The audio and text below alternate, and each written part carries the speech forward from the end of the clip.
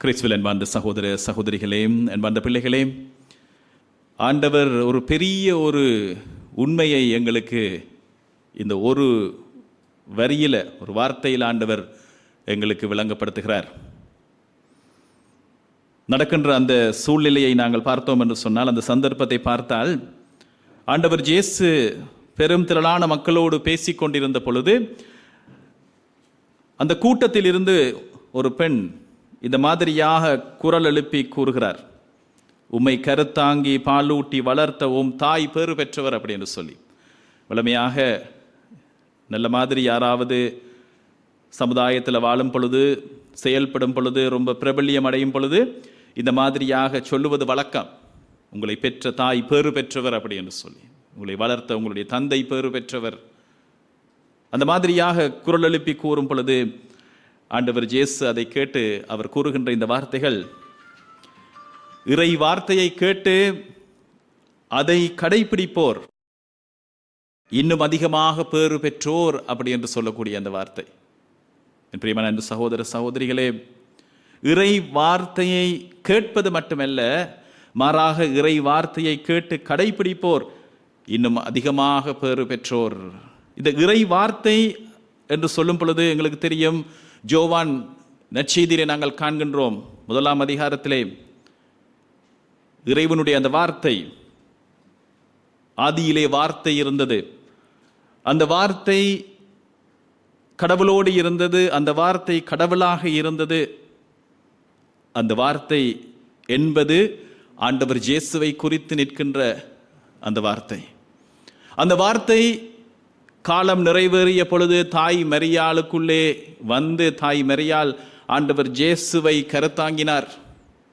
உம்மை பெற்றெடுத்து பாலூட்டி வளர்த்த உம்முடைய தாய் பேறு பெற்றவர் என்னும் பொழுது, அன்பான சகோதர சகோதரிகளே, ஆண்டவர் இயேசுவை அவர் தன்னுடைய உள்ளத்திலே தாங்கிக் கொண்டவர்.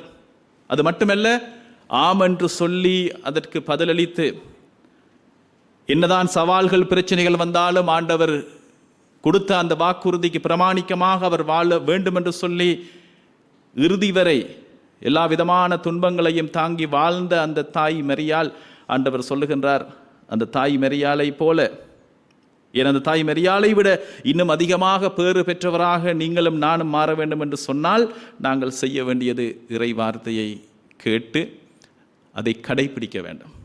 இறை வார்த்தையை கடைபிடிப்பதற்கு முன்னர் இறை வார்த்தையை நாங்கள் கேட்க வேண்டும்.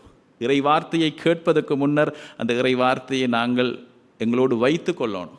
இறை வார்த்தையை எடுத்து நாங்கள் வாசிக்கணும், படிக்கணும். இன்றைக்கு நாங்கள் கிறிஸ்தவ வாழ்க்கையை வாழ்வதற்கு நாங்கள் பல முயற்சிகளை எடுக்கிறோம் என்று சொன்னால், மிக மிக முக்கியமான ஒரு விடயம், ஆண்டவர் இயேசுவை அறிந்து கொள்ள வேண்டும் அப்படி என்று சொன்னால் நாங்கள் இறை வார்த்தையை எடுத்து வாசிக்க வேண்டும். அதனால தான் புனித ஜெரோம் அவருடைய இந்த வார்த்தை மிக மிக பிரபலியமானது. இறை வார்த்தையை பற்றி இருக்கின்ற ஐயப்பாடுகள், அது பற்றி உங்களுக்கு இருக்கின்ற அதை அறியாமல் இருப்பது ஆண்டவர் இயேசுவை அறியாமல் இருப்பதற்கு சமன் அப்படி என்று சொல்லி. ignorance of the holy scripture is ignorance of Christ Jesus. ஆண்டவர் இயேசுவை பற்றி நீங்கள் அறிய வேண்டும் என்று சொன்னால் ஆண்டவருடைய வார்த்தையை நாங்கள் எடுத்து வாசிக்க வேண்டும். பிரியமான சகோதர சகோதரிகளே, ஆண்டவர் இயேசுவோடு நாங்கள் ஒரு பயணம் ஒன்றை ஆரம்பிப்போமா? ஒரு வருடத்துக்கு நீங்கள் ஒரு காரியம் செய்யுங்கள். இன்றையிலிருந்து ஒரு வருடத்துக்கு உங்களுடைய வாழ்க்கையில் உண்மையான மாற்றங்கள் வேண்டும் என்று சொல்லி நீங்கள் விரும்புகிறீங்க என்று சொன்னால், இந்த வார்த்தையை எடுத்து நீங்கள் செயல்படுத்த தொடங்குங்கள். ஆண்டவர் இயேசுவினுடைய அந்த வார்த்தைகளை நீங்கள் எடுத்து வாசிக்க தொடங்குங்கள். அந்த வார்த்தைகளை உங்களுக்குள்ளே, உங்களுடைய மனதில், உங்களுடைய பாத்திரம் என்கின்ற, உங்களுடைய வாழ்க்கை என்கின்ற அந்த பாத்திரத்துக்குள்ள அந்த வார்த்தைகளால் நிரப்புங்கள். அந்த வார்த்தைகள் காட்டுகின்ற வழியின்படி அதை கடைபிடிக்க தொடங்குங்கள். பிரியமான சகோதர சகோதரிகளே, இன்றிலிருந்து ஏன் ஒரு வருடம் கூட தேவையில்லை, உங்களோட வாழ்க்கை மாறி இருப்பதை நீங்கள் காண்பீர்கள். இவருடைய ஆசீர்வாதங்கள், அளவிட முடியாத ஆசீர்வாதங்களோட வாழ்க்கையில் பெருகுவதை நீங்கள் காண்பீர்கள். தன்னுடைய தூதர்களை அனுப்பி அவர் உங்களுக்கு செய்ய வேண்டியதை, ஏற்பாடுகளை அவர் செய்திருப்பதை நீங்கள் முகமுகமாக அனுபவிப்பீர்கள். அன்பார்ந்தவர்களே, ஆண்டவர் இயேசுவை பிடித்து கொண்டு, ஆண்டவர் இயேசுவுடைய வார்த்தைகளை பிடித்து கொண்டு, அவர் யோவான் அதிகாரத்திலே இன்னொரு தடவை அவர் சொல்லுகிறார், நீங்கள் என்னுள்ளும் என் வார்த்தைகள் உங்களுக்குள்ளும் இருந்தால் நீங்கள் விரும்பி கேட்பவை அனைத்தும் நடக்கும் என்று சொல்லி.